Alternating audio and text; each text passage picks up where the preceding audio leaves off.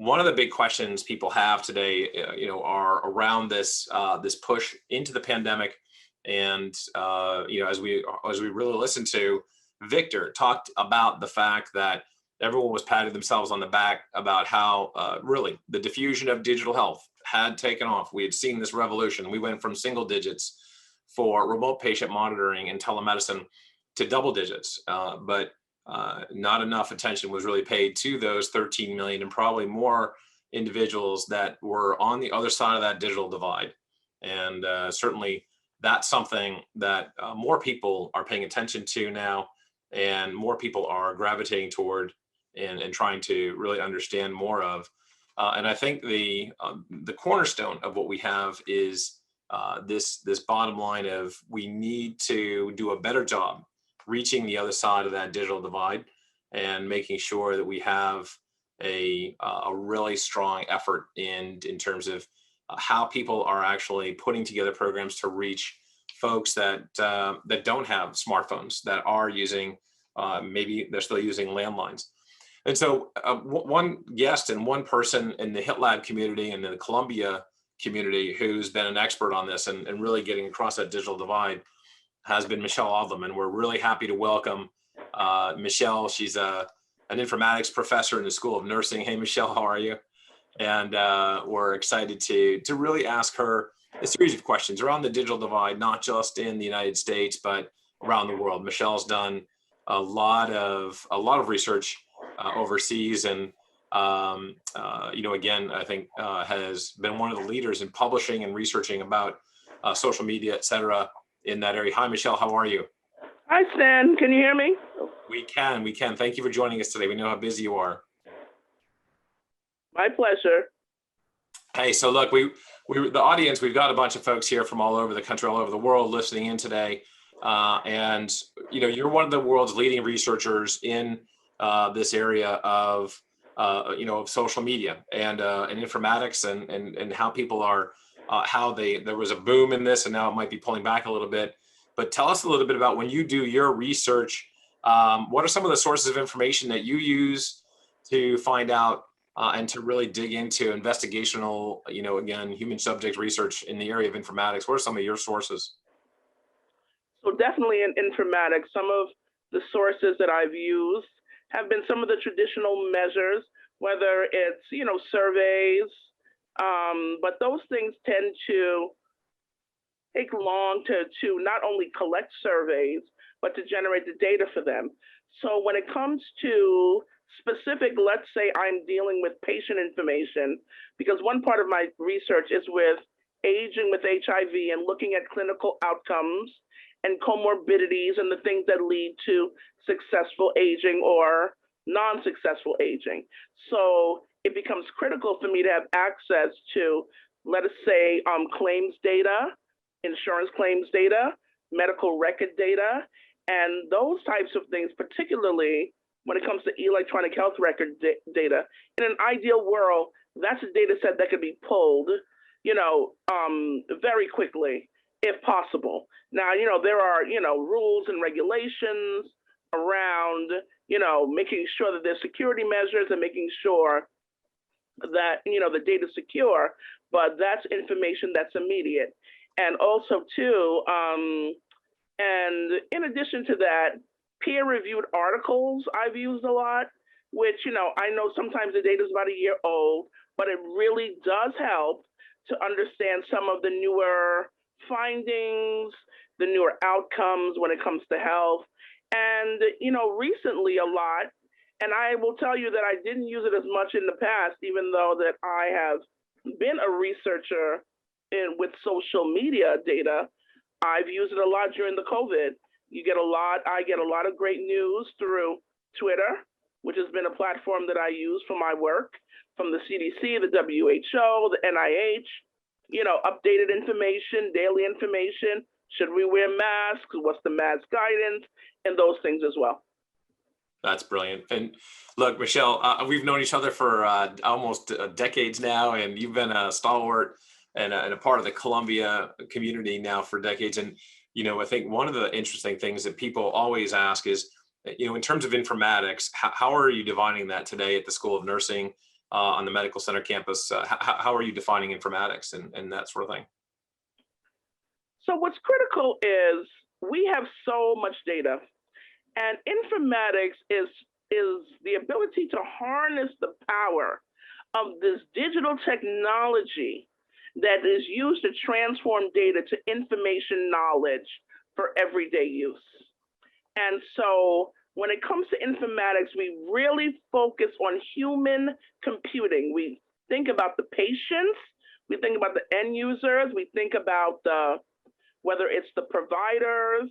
And so with health, it's always how it is that we can utilize this data. And so one of the things that's done, for instance, is enabling like programs, for example, enabling community programs to achieve public health goals by allowing them to have information access to give to their patients. Information that is comprehensible, information that is specific to the patient outcomes, information that patients can utilize to hopefully engage in care with their providers. And so a lot of community-based organizations that work with, and I work a lot with aging populations, really help to support the knowledge of the patients and the understanding of their diseases, and they utilize informatics tools to do that. In addition to that, for example, and a Fitbit is something that people are very familiar with. So it collects a variety of different data points. And so how is it, what does it all mean at the end of the day? All of your the heart rate monitor and the blood pressure and your steps, your activity monitoring. And one thing that I have done within my own research, particularly around an intervention that focused on helping people who live with HIV and AIDS with the fatigue management, was to take that data and to show them their activity, their daily steps, their sunlight, their sleep disturbance patterns. And it was bringing the data together and making a visual chart that was developed by one of my colleagues, a nurse data scientist, that showed the patients utilizing moons and stars across a week, their sleep pattern and their sleep efficacy. So at the end of the day, and Stan and I have talked about this before, you know, everyone are not going to be on the same literacy level. My population, English is their second language, and so there are functional literacy issues, but everyone can comprehend.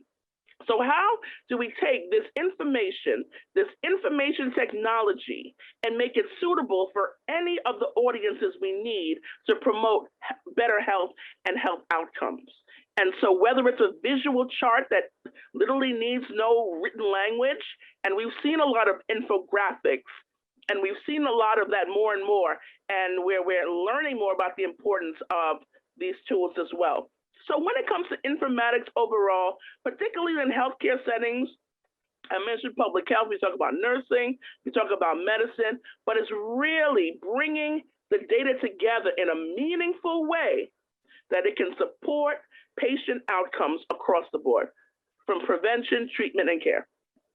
That's fantastic. Yeah. And thank you for that, you know, the phenomenal definition, certainly professorial definition, you know, not just 2 or 3 sentences, but something with some detail to it. Wonderful. And it really showing the experience that you have in this area. And it's certainly welcome again to our audience from all over the world. I can see folks who have signed in from Europe, Africa, Asia, Latin America, and certainly North America. And we've got a bunch of folks from the digital health program at Columbia Business School. Welcome you all as well. And you know, they're deep, they're executives, Michelle, they're deep into research. They use research to drive a lot of their strategies for their organizations.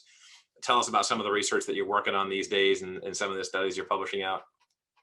So some of the work, I've been a co-investigator up to recently on a grant through my colleague who's a nurse informaticist. She actually has a big NIH grant that's utilizing Twitter to support caregivers of people with dementia and Alzheimer's. And it is utilizing Twitter-based platform to create these support groups to help because what we've realized and what she realized in her research is that people do. So overall, people say a lot of things when it comes to social media. People express themselves in a variety of ways. That's really critical. And people even cry out for help. So how is it that you can provide the help in a context that is easy, that is safe, that is effective? And so the whole purpose of our project is to develop that virtual space for those who are in need of stress relief, support, answers, help, suggestions. So, it's really great. I love the social network data even up to today. My sister said something about, oh, well, these current platforms we use change all the time. Now, the platforms will change, but the whole social networks, electronic social networks, that's never going to change. Like once Facebook came on the scene and all of these things came on the scene, it's just going up from there. So what the platforms will look like down the line, I'm not sure, but this social network connectedness and the internet-based tools to support it will always be there.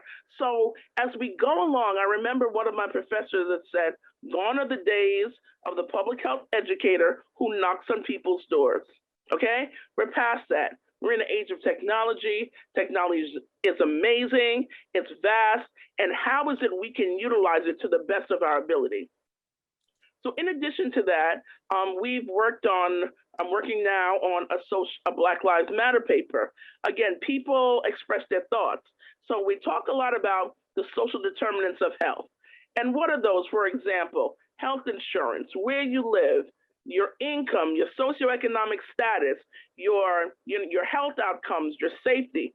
So I'm trying to capture what people are saying that align with the social determinants of health as we look over the year that led up to the slaying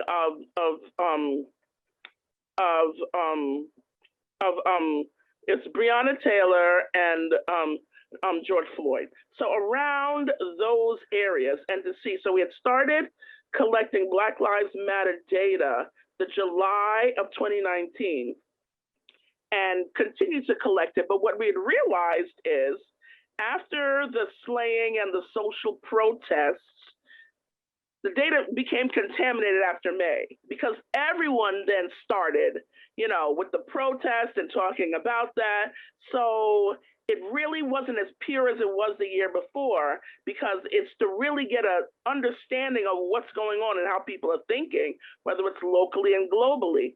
And again, when it comes to health and health outcomes, perceptions of your health and health outcomes mean so much as well. So that's something I'm exploring. I love my EHR data. As I look at aging with HIV, there are certain things that I'd like to do. Now, having the big data like electronic health record data, very similar to like a Fitbit, you have multiple points. So you'll have multiple lab values and multiple tests and multiple diagnoses over a length of time.